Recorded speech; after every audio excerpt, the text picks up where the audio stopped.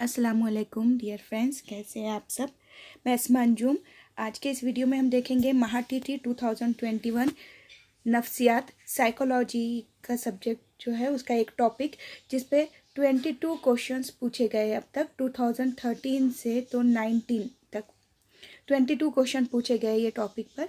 आमोजिश पर असरअंदाज होने वाले अवामिल, सही व ख़ता का नज़रिया यानी कि गलतियाँ करो और सीखो, जो थॉर्नडाइक ने दिया था।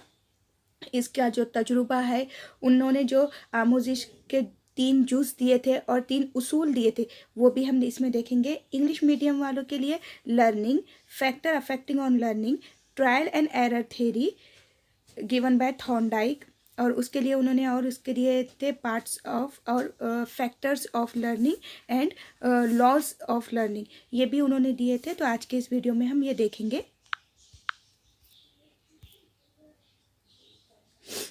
अमल आमोजिश, नौयत व नज़रिया, 22 मार्क्स के लिए अब तक ये टॉपिक पे से क्वेश्चन आए हैं।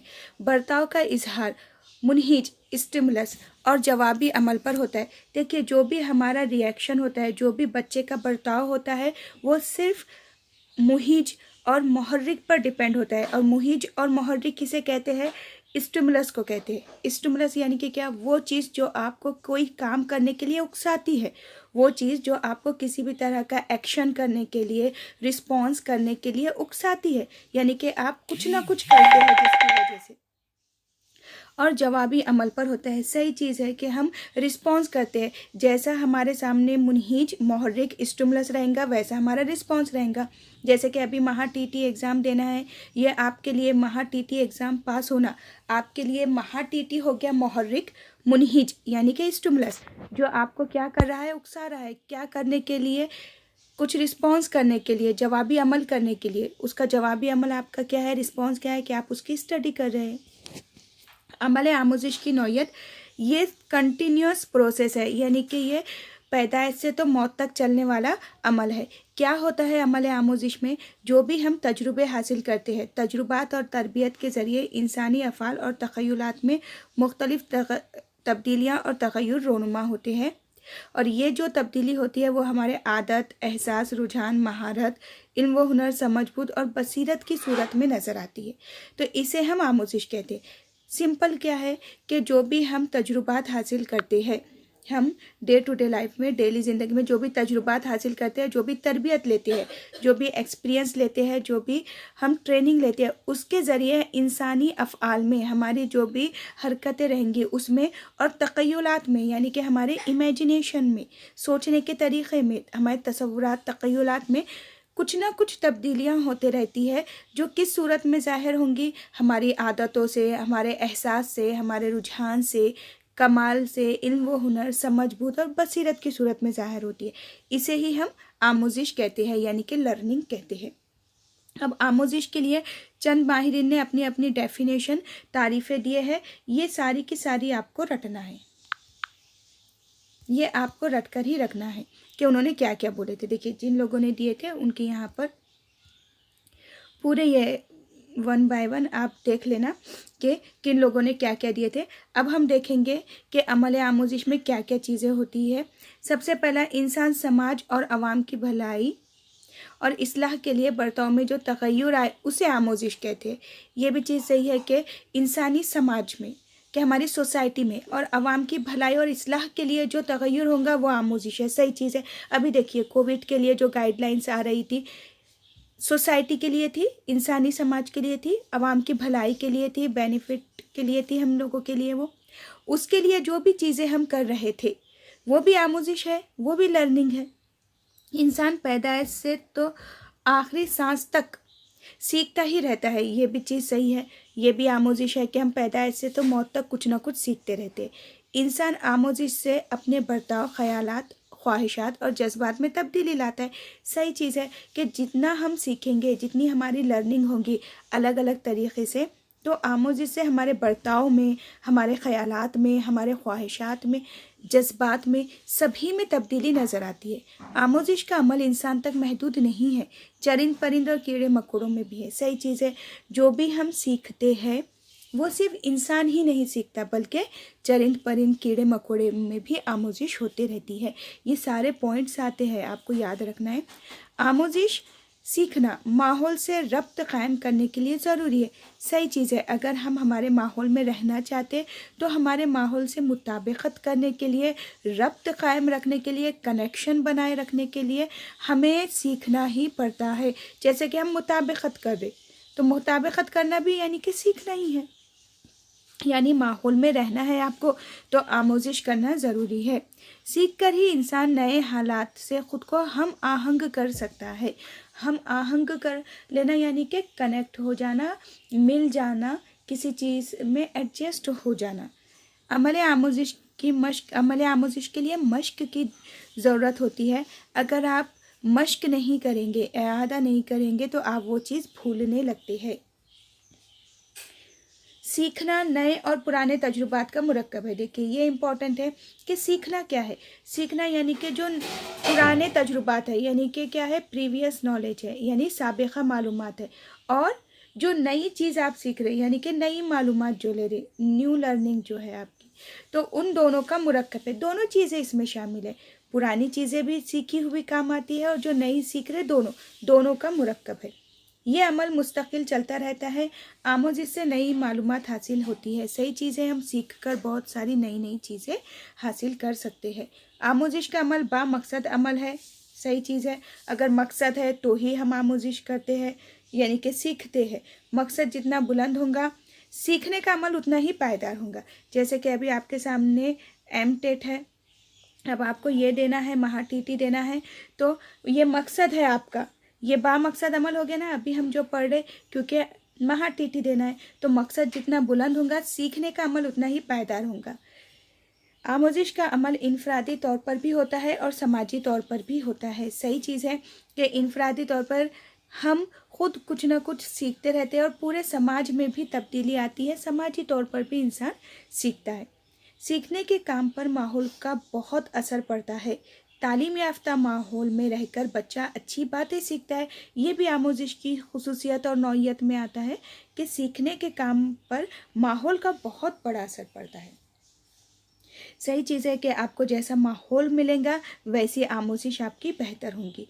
आमोजिश से हासिल शुदा महारत और इल्म दूसरी जगह इस्तेमाल होता है। सही चीज़ है। ये आमोजिश की मुंतकिली जो है उसमें है कि 3 तरह से आमोजिश की मुंतकिली होती कि जो भी चीज़ आप सीखते हैं, जो भी महारत या इल्म हासिल करते हैं, वो दूसरी जगह इस्तेमाल में लाया जाता है, वो दूसरी जगह इस्तेमाल होता है। और क्या है आमोजिश में? आमोजिश और पुख्तगी में फ़र्क है। सही चीज़ है। आमोजिश और पुख्तगी में फ़र्क है। पुख्तगी क्या होती है? पुख्तगी फितरी चीज़ है कि वो फितरी तब्दीलियाँ जो जिस्मानी तौर पर होती है और एक एज तक, एक उम्र तक इंसान में होती है, उसे हम पुख्तगी कहते हैं। यानी कि इसकी एक हद है कि एक उम्र, एक एज तक हमारी हाइट का बढ़ना, ये पुख्तगी है। और आमोजिश क्या है? ये पैदाइश से तो मौत तक चलते रहता है। आमोजिश का अमल मरने तक जारी रहता है और मुसलसल चलते रहता है। आमोजिश के 3 अहम हिस्से हैं। अब आमोजिश के ये हिस्से आपको पता होना चाहिए कि आमोजिश के कितने हिस्से हैं। आमोजिश के 3 अहम हिस्से हैं। एक मुतालिम, सीखने वाला, लर्नर। दूसरा अमल आमोजिश यानी कि सीखना, जो भी आप सीख रहे हैं, लर्निंग। और उसके बाद है सिखाया जाने वाला मवाद या इल्म, यानी कि नॉलेज और कंटेंट। तो ये 3 चीज़ें इम्पॉर्टेंट है कि आमोजिश के 3 हिस्से हैं, यानी कि सीखने के 3 पार्ट है, लर्निंग के 3 पार्ट है। एक है सीखने वाला, लर्नर, सीखना, लर्निंग, और सिखाया जाने वाला मवाद या इल्म, जो भी आप इंफॉर्मेशन, नॉलेज या कंटेंट है जो बच्चों को सिखा रहे हैं वो। उसके बाद हम देखेंगे कि आमोजिश पर असरअंदाज होने वाले अवामिल कौन से हैं। तो ये बहुत इम्पॉर्टेंट है, इस पे क्वेश्चन आता ही है। आमोजिश पर असरअंदाज होने वाले अवामिल यानी कि फैक्टर 8 है। Total factor affecting on learning 8 है। पहला, सबसे पहला मकसद, गोल, कि आमोजिश एक बामकसद अमल है। अगर आपके पास मकसद है तो ही आप आमोजिश करते हैं, सीखते हैं, वरना आप बिना मकसद कोई काम नहीं करते। तो हम मकसद को हासिल करने के लिए ही सीखते हैं। आमोजिश यानी अपने मकसद की तरफ गामज़न होना। दूसरा है तहरीक यानी कि मोटिवेशन। एक तो आपके सामने मकसद होना, दूसरा तहरीक का होना यानी कि मोटिवेशन होना, आप दिल से किसी चीज़ को करने के लिए राज़ी होना, एक इंसान में जोश होना किसी चीज़ को करने के लिए। तो मकसद से किसी भी चीज़ को या किसी भी काम को करने के लिए हमको सिमत मिलती है अगर कोई मकसद है तो। लेकिन आमोजिश के अमल में सरगर्मी ज़रूरी है, बग़ैर तहरीक के कोई अमल मुकम्मल नहीं होता। सही चीज़ है ना कि जब तक तहरीक नहीं होगी, हम दिल में हमारे वो जोश नहीं होगा, दिल से हम राज़ी नहीं होंगे, मोटिवेटेड नहीं होंगे, हम सेल्फ मोटिवेटेड नहीं होंगे, तहरीक ही नहीं होंगी तो हमारा काम भी अच्छा नहीं होगा। क्रिच ने कुछ कहा है तहरीक के बारे में कि तहरीक का सवाल क्यों का सवाल है, ये याद रखना है आपको। और गुड ने भी कुछ कहा है। गुड ने कहा है कि तहरीक अफ़आल को शुरू करने, जारी रखने और मुसलसिल करते रहने की सरगर्मी है। तो क्रिच और गिड ने जो तारीफ़ें बयान की है उसे ऐसे ही याद रखना है। तीसरी चीज़ है जुस्तजू यानी कि एक्सप्लोरेशन, क्यूरियोसिटी। जुस्तजू यानी कि क्या, यानी बेहतर की तलाश। देखिए, जब हमें किसी चीज़ की बहुत ज़्यादा जुस्तजू होती है, हम उस चीज़ को बहुत ही अच्छे तरीके से करने की कोशिश करते हैं, बेहतर और बेहतर यानी कि परफेक्ट करने की कोशिश करते हैं। तो जुस्तजू का होना ये भी आमोजिश सीखने में ज़रूरी है कि बेहतर की तलाश करना, अपने मकसद को हासिल करने के लिए जुस्तजू में लग जाना, जुस्तजू करना। इससे गलतियाँ कम होती है और इस्लाह भी होती है गलतियों में। उसके बाद है चौथा तरमीम यानी कि मॉडिफिकेशन। मकासद की तकमील के लिए मुख्तलिफ सरगर्मियाँ जारी रहती है। गैर ज़रूरी सरगर्मियाँ धीरे धीरे कम होती जाती है। इब्तिदा में जैसे कि तैरना आप सीख रहे हैं तो आप बहुत हाथ पैर मारेंगे, लेकिन जब महारत आ जाएंगी तो आप आसानी से तैरेंगे, गैर ज़रूरी हरकतें नहीं करेंगे। तो यही एक एग्जाम्पल था तैरने का कि तरमीम कैसे होती है। तरमीम यानी कि मॉडिफिकेशन यानी कि इस्लाह करना, कि आप बहुत अच्छे से किसी चीज़ में जब इस्लाह करते, प्रैक्टिस कर लेते, तो वो चीज़ जिसमें आप महारत हासिल करना चाहते हैं उसमें गलतियाँ और गैर ज़रूरी हरकतें कम हो जाती, आप बहुत आसानी से अपने मकसद की तरफ चले जाते हैं तरमीम से। उसके बाद है मुताबिकत। मुताबिकत मुताबिकत मुताबिकत यानी कि क्या, एडजस्टमेंट, के हालात जैसे भी हो आपके उसके तहत अपने आप को ढाल लो, उसे कहते हैं मुताबिकत, एडजस्टमेंट। महारत के लिए मुताबिकत की ज़रूरत है। अगर आपको किसी चीज़ में माहिर बनना है तो उसके लिए आपको जो भी सामने आपके हालात आ रहे हैं उसके साथ आपको मुताबिकत करना पड़ेगा। उसके बाद है इआदा, रिवीजन। इआदा यानी कि दोहराना, रिपीट करना। देखिए, जब तक हम किसी चीज़ को बार बार नहीं दोहराएंगे वो चीज़ हमारी परफेक्ट नहीं होगी, उसमें इस्लाह नहीं होगी। तो इआदा भी ज़रूरी है, क्योंकि इआदा खामियों को और गलतियों को दूर करता है। जो भी हमसे गलतियाँ होती रहती है ना, वो दूर होती चली जाती है, रिपीटेशन। उसके बाद है 7वें नंबर पे पुख्तगी यानी कि मैच्योरिटी। जहनी पुख्तगी हासिल करने के बाद कम वक्त में ज़्यादा से ज़्यादा इल्म हासिल किया जा सकता है। यानी कि जहनी पुख्तगी हमारी जो है वो जब हम हासिल कर लेते, यानी कि हम हमारे जहन को अच्छे से इस्तेमाल कर लेते, तो हम बहुत कम वक्त में बहुत सारी चीज़ों को, ज़्यादा से ज़्यादा इल्म को हासिल कर सकते हैं। डॉक्टर अर्नोल्ड ने जुड़वा बच्चों पे तजुर्बा किया था, किस चीज़ के लिए, पुख्तगी के लिए। ये आपको याद रखना है। अच्छे ख़यालात और बुलंद अफकार को समझने के लिए जहनी पुख्तगी ज़रूरी है। सही चीज़ है ना कि आमोजिश पुख्तगी पर मुनहसर है। पुख्तगी का ताल्लुक़ कहाँ से है, हमारे जहनी पुख्तगी से। जहनी पुख्तगी होंगी, जितना हमारा जहनी नशोनुमा हमारी जितनी बेहतर होंगी, जहनी तौर पर जितना हम पुख्ता होंगे, उतना ही हमारे सीखने का अमल फास्ट होगा। आखिरी है बसीरत, इंसाइट। बसीरत यानी कि गहराई और आगाही, बर्ताव का गहराई से मुताला करना, स्टडी इन डीप, बहुत गहराई में बारीकी से किसी चीज़ का मुताला करना, यानी कि बसीरत। ज़हनी आमोजिश के लिए बसीरत को बहुत अहमियत है, बहुत ज़रूरत पड़ती है। जहनी तौर पर किसी चीज़ को आप सीख रहे हैं तो आपको उसकी गहराई में जाके उसके बारे में सीखना पड़ता है। तो ये 8 थे आमोजिश पर असरअंदाज होने वाले अवामिल। अब हम देखेंगे आमोजिश के अक़साम, टाइप ऑफ लर्निंग। लफ्ज़ी, अमली, मसाइल हल करने से मुतालिक़ आमोजिश, यानी कि ओरली लफ्ज़ी भी हम सीखते हैं, अमली तौर पर भी हम सीखते हैं, और मसाइल हल करने से मुतालिक आमूज़ी। ये 4 अक़साम है उसके। अब हम देखेंगे सही व ख़ता का नज़रिया, ट्रायल और एरर थ्योरी, जिसे दिए थे एडवर्ड थॉर्नडाइक ने। देखिए ये अमेरिका से ताल्लुक़ रखते थे एडवर्ड थॉर्नडाइक। उनकी किताब थी, बुक थी एनिमल इंटेलिजेंस। उसमें उन्होंने इस नज़रिए की वजाहत की थी, सही व ख़ता का नज़रिया, यानी कि गलतियाँ करो और सीखो। क्या कहना था इनका?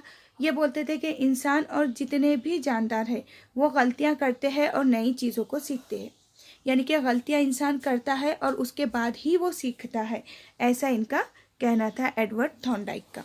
तो थॉर्नडाइक ने क्या किया था, उन्होंने, समझिए ये एक बिल्ली है,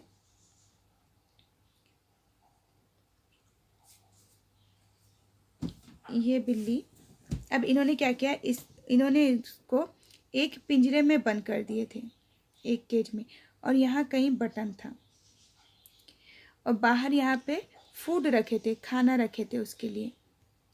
अब ये जो बिल्ली थी, बिल्ली यानी कि कैट पर किया गया था ये बिल्ली, और यहाँ पे फूड रखा गया, उसके लिए खाना रखा गया। अब बिल्ली कैसी थी, भूखी थी। अब इन्होंने क्या किए, ये बटन, ठीक है, ये बटन है यहाँ पे।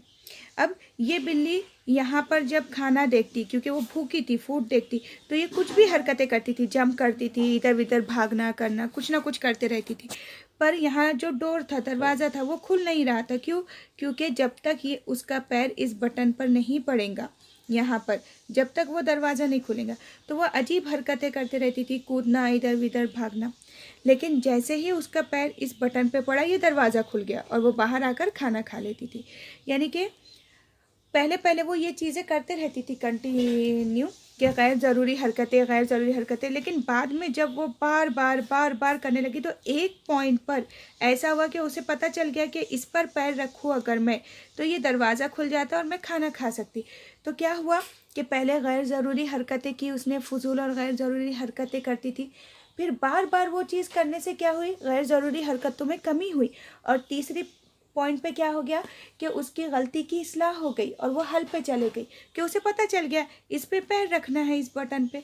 तो जब उसे पता चल गया बटन पे पैर रखने से खुलता है, तो बाद में उसने क्या किया, वो गैर ज़रूरी हरकत नहीं कर रही थी, सीधा बटन पे पैर रखती थी, दरवाज़ा खुलता था और फूड हासिल हो जाता था। तो ये था उनका थॉर्नडाइक का तजुर्बा पूछा नहीं जाता है, सिर्फ इतना पूछेंगे कि किस पर किया था, बिल्ली पर किया था। तो उनका क्या कहना था कि ख़ास हालात में ख़ास अफ़ाल की आदत डालना। क्या मकसद था उनका, कि हम सीखते हैं तो बच्चों को कैसे सिखाएंगे, ख़ास हालात में ख़ास अफ़ाल की आदत। जैसे कि बिल्ली को क्या किए, एक अलग एक हालत दे दिए, एक सिचुएशन क्रिएट करे उसके सामने, और वो उसको आदत डाले, तो उसको आदत हो गई बटन पर हाथ रखने की। यही चीज़ इसमें बताई गई है कि ख़ास हालात में ख़ास अफ़ाल की आप बच्चों में आदत को डाल सकते हैं। और इस तजुर्बे के ज़रिए उन्होंने आमोज़िश के 3 जुज़ दिए थे, आमोज़िश के 3 जुज़ या फिर फैक्टर दिए थे थॉर्नडाइक ने। पहला था बेचैनी और फजूल हरकत, दूसरा था फजूल हरकत में कमी, और तीसरा था मश्क के ज़रिए सही हल पर पहुंचना। वही हुआ ना, बिल्ली सबसे पहले फजूल हरकतें करती थी, उसके बाद उसके हरकतों में कमी आते गई, और जब उसको सल्यूशन मिल गया तो वो डायरेक्ट मश्क के ज़रिए सही हल पर आ गई। अब इसके बाद थॉर्नडाइक ने उनके उसूल दिए थे, लॉज दिए थे। ये तो उसके क्या थे, अज्जा थे, आमोज़िश के जुज़ थे 3।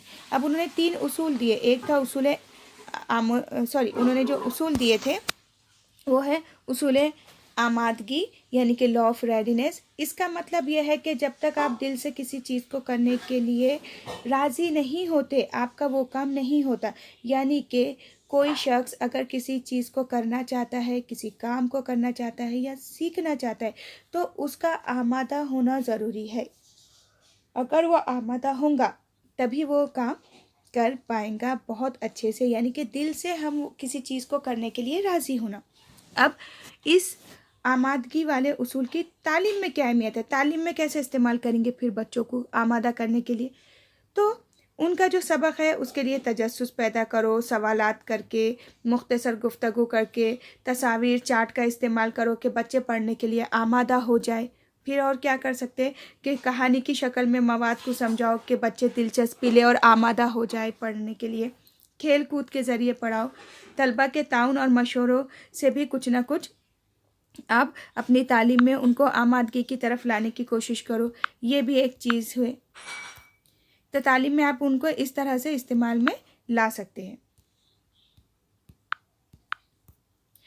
अब है मश्क का उसूल। मश्क के उसूल में क्या करेंगे, लॉ ऑफ एक्सरसाइज के किसी भी काम या इल्म में महारत हासिल करने के लिए मश्क की ज़रूरत होती है।